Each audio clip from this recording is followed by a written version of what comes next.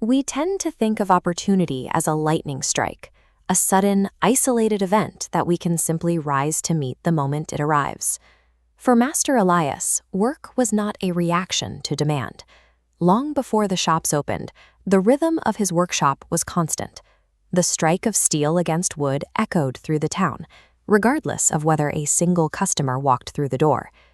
To his young apprentice, Noah, this relentless motion made little sense. When there were no active orders, sharpening already sharp chisels and sanding smooth benches seemed like a pointless waste of energy. When Elias retired, the workshop passed to Noah. For the first year, life was remarkably easy. Orders arrived steadily, the money followed, and the business coasted on the momentum Elias had built. But when the inevitable slow season finally hit, Noah established a new baseline. He equated a lack of urgent orders with a complete absence of required work. Instead of maintaining his tools or organizing materials, he closed the shop early and chose rest. Treating quiet periods as a vacuum of responsibility rather than a necessary phase of the work cycle feels like a harmless break. In reality, it sets a hidden trap. The trap snaps shut when a macro event forces the system to perform. In this town, that event arrived as a massive contract to furnish an entire new hotel, a job that would make one carpenter famous across the country. Noah treated this sudden announcement as his guaranteed moment of glory. He rushed back to his shop, attempting to summon readiness on the spot.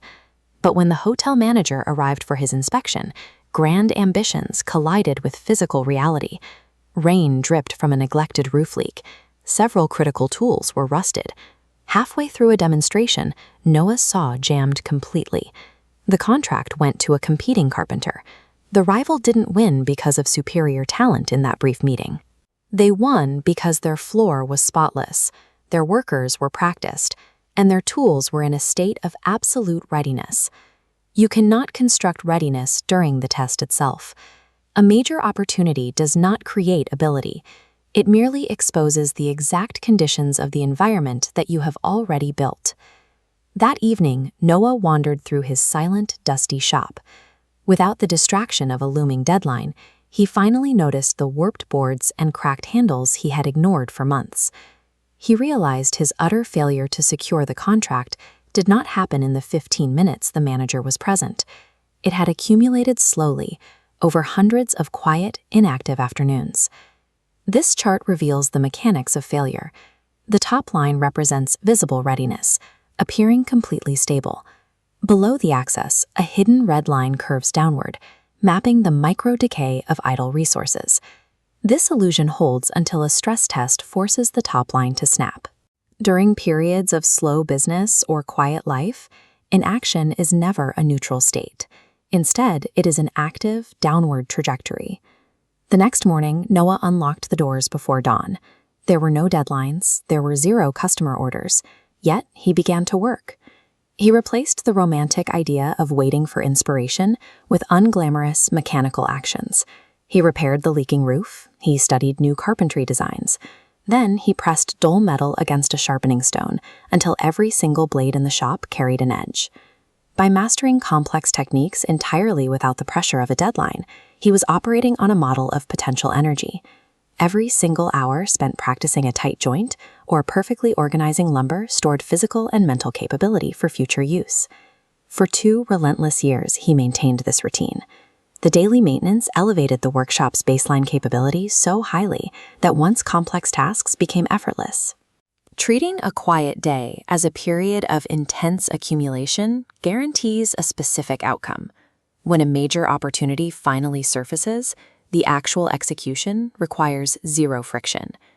2 years later, a second catalyst arrived.